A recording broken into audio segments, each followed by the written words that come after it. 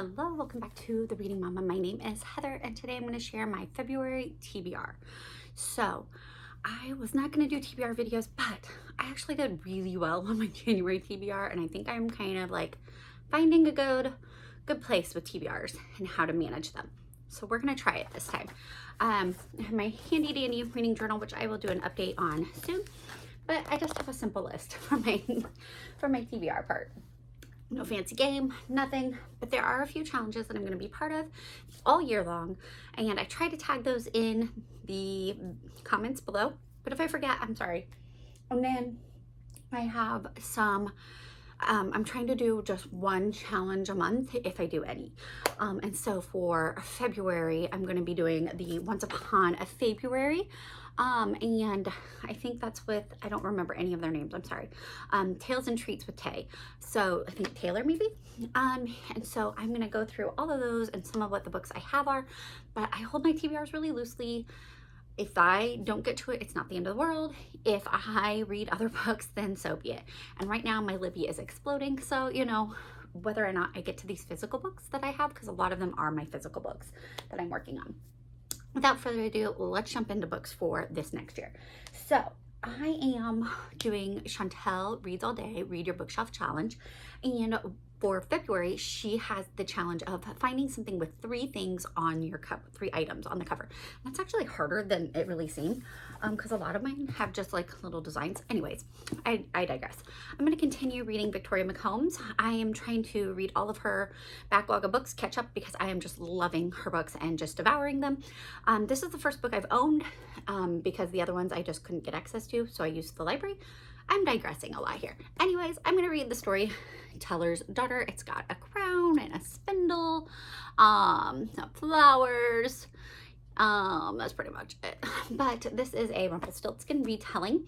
And from what I understand, these are not like just 4 in this series of retellings, and from what I hear, they're not like her best writing. It's her first books, but I really love going back and reading an author's debut novel and then reading through the rest. I've read 5 of her other books so far, so I'm going back to the beginning, and then I'm going to start reading them in order, and then hopefully be ready for her new book that comes out later this year. But I love Victoria McCombs. I'm really into my retellings and fairy tales, and it's perfect for February.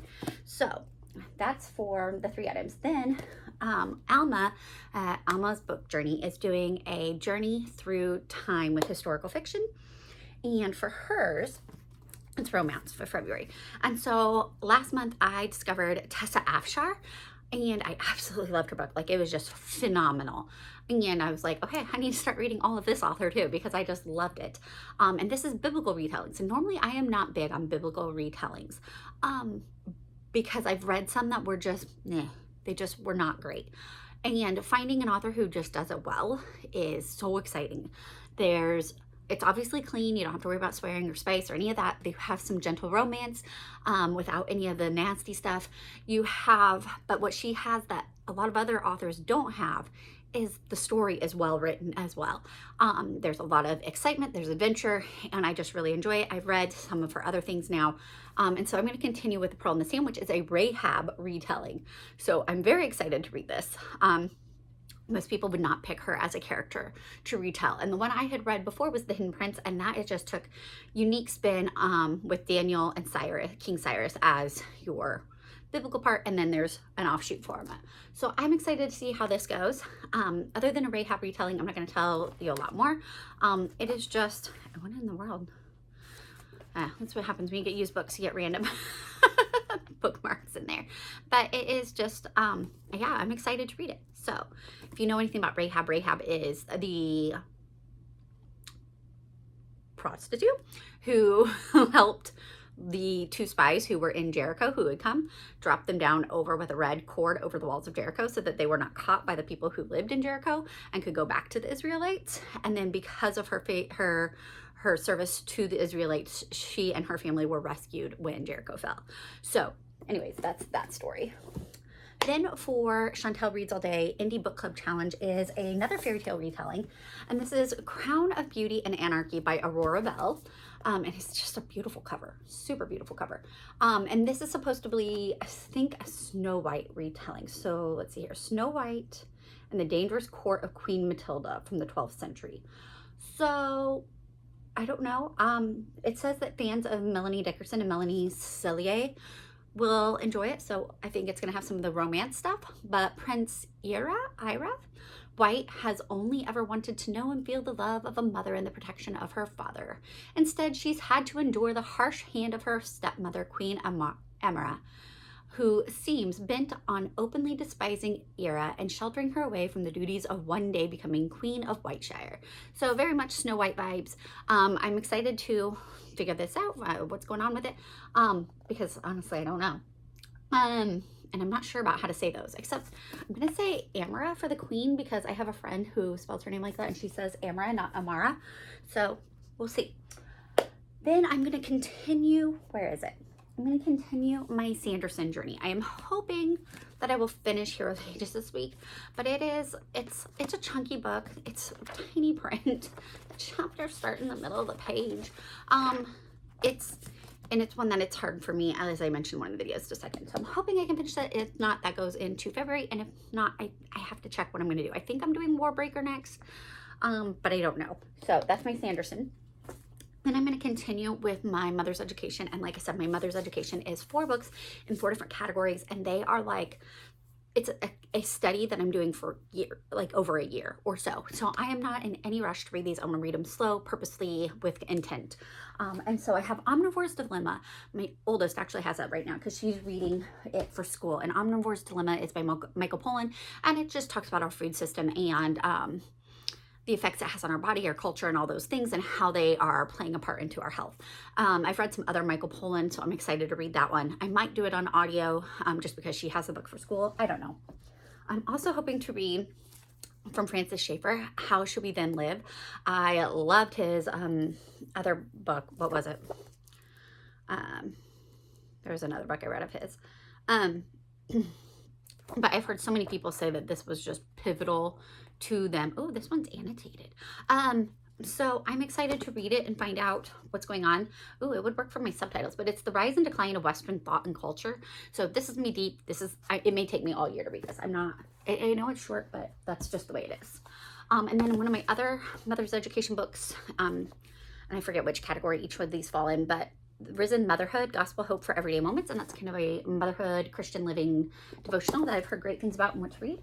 And then my science category, I believe it's science category, I would assume so, is The Secret World of Weather, How to Read Signs in Every Cloud, Breeze, Hill, Street, Plant, Animal, and Dewdrop by Tristan Gooley. And he's one of the foremost readers on nature study and things like that, writers. And I really, I've enjoyed the other books that I've read of, and I've read portions of this. I need to finish it. So those are my mother's education books, and those will just be continuing. Then other books that I'm just hoping to read in February include Grimm's Fairy Tales. Because I'm doing the February challenge, I'm realizing I need to brush up on some of my fairy tales because I'm not exactly sure.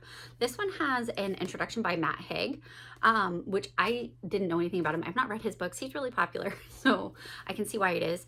I don't know if it's like the best Grimm's Fairy Tale translation, but I'm excited to read it. I enjoy it. I might even read it aloud to my kids, or at least some of them. Grimm's tend to be a little darker than Hans Christian, which we did a couple years ago. And then also I'm going to continue my King Arthur studies. This year I'm trying to go through various King Arthur books, and I'm going to be reading Le Morte d'Arthur, so I need to start that. Yeah, because this one, I think I can read it in chunks. Yeah, I can.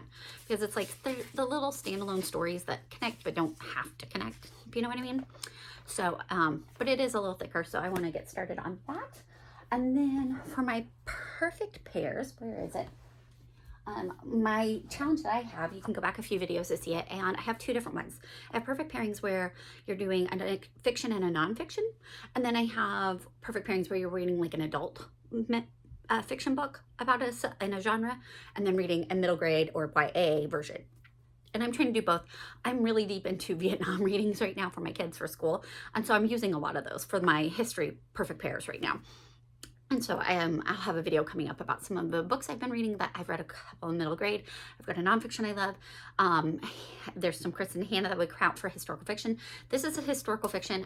I've seen Chantel recommend it over a lot. The Nature of Small Birds by Susie Finkbeiner, and I have no idea about it, so I'm going to read to you just the little blurb. In 1975, 3,000 children were airlifted out of Saigon to be adopted into Western homes. When one of those children announces her plans to return to Vietnam to find her birth mother, her loving adopted family is suddenly thrown back to the events surrounding her unconventional arrival in their lives. And so, yeah, it's Vietnam adjacent, let's put it that way. So I'm going to hopefully pick this one up and read it for that.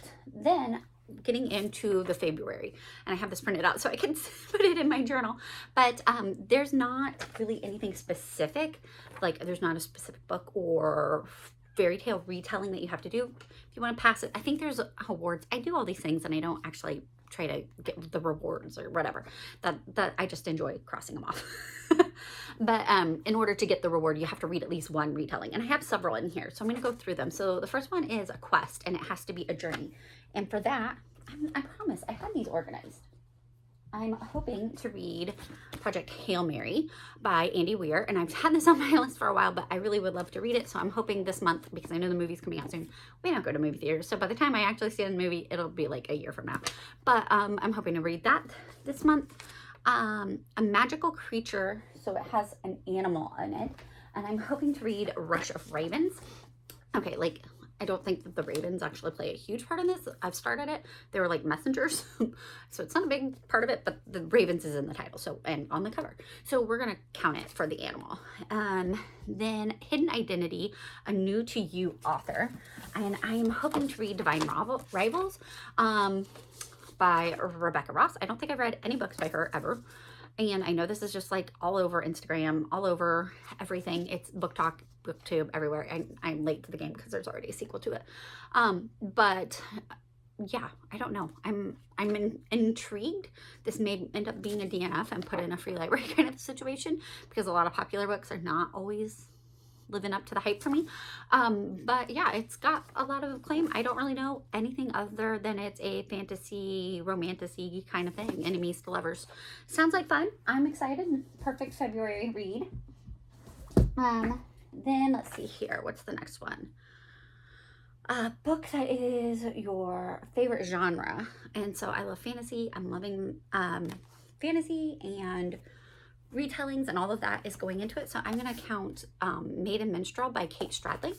And this is actually why I went and grabbed the Brothers Grimm book off my shelf the other day, because it's a retelling of King Thrushbeard, which I didn't know that one. I couldn't remember that one, at least. And so I went and read that out of the book. So now I know where this is going. It's just a short novella. The last one that was like this was Brain and Bone that I read, and I finished it in a day. So this one, unless I'm interrupted a lot, I should be able to finish it in a day. But I do enjoy Kate Stradling books. I'm really loving it, and I'm reading her backlog because I started with The Heir and the Spare, which is phenomenal. Go check it out. But now I'm going back, and she has a lot of retellings in her original books. Then the next one was like, there's a True Love's Kiss, Free Space, so any book there. And then Faithful Companion has a subtitle, and I haven't picked one out for that. I'm thinking that through the month I'll just have one that has a subtitle and be like, yeah, that'll fit in. And if not, at the end of the month, maybe I can just grab something. And then Beauty, something with something beautiful. Well, Crown of Beauty and Anarchy, that fits right in there. And then let's see here, Fairy Godmother, one that's recommended by a content creator, and that I'm going to read The Betrayal of Eden. So I know that this is part of Chantel's Indie Book Club Challenge for April, but hear me out.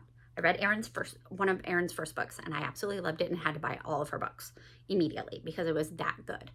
I've also followed Erin on Instagram for a while, and just like, I really love her passion for the Lord. I love all that she's been sharing. So I went ahead and bought it. I'm going to read this February, become part of her stream themes, and help promote her next book, which is a sequel. It's going to be a trilogy. And the sequel in the, Grimoire and Key series, which comes out in April. And so in April, when Chantel's doing this book, I'm going to read Erin's second book. That's the plan, at least, Lord willing. But this is a kind of Monte Cristo retelling, and I'm super excited. I love the story. I love the storyline. I've not actually read that book. I need to. I want to, but yeah. So this is going to be my content creator rec, because now I have Erin and Chantel recommending this one. And then the last one was Slay the Dragon, something you meant to read last year. And for me, that's going to be The Storyteller's Daughter by Victoria McCombs, wherever that book went. Because It's literally been sitting on my shelf since last year. Where did I put it? Ah, here it is. So it's been sitting there. I got the other ones through Libby, and so I ended up reading them first before this, even though it was sitting there on my shelf tantalizing me. So that is my Slay the Dragon book. So that is all my February reads and the things I'm going to hopefully read. So let's count them up. 1, 2, 3, 4, 5, 6, 7, 8, 9, 10, 11, 12, 13, 14, 15, 16, 17. 17 books. That feels like a lot. Though I'm afraid to share that I've almost read 22 books for January. So yeah, we'll see how I do it. I have a retreat coming up, so that may or may not give me more time to read. I have a lot of audiobooks that are not on that list because Libby's just like spewing them out right now. So we'll see what actually I end up reading in February, but those are my goals. We'll see how I do on it. Some of these I really love. It's very fantasy heavy. Very, very fantasy heavy. And I'm gonna have to force myself to make time for my nonfiction reads. But I enjoy the nonfiction. It's just that fantasy just like encompasses you. So yeah, that's what I have going on for February. Let me know if any of these titles spark your interest. Do you have any comments on them? Or if you have some other February fairy tale folklore retellings that you just think I really would love. Because the fairy tale retellings don't have to stay in February. I can read them all year. So thank you so much for watching and have a blessed day.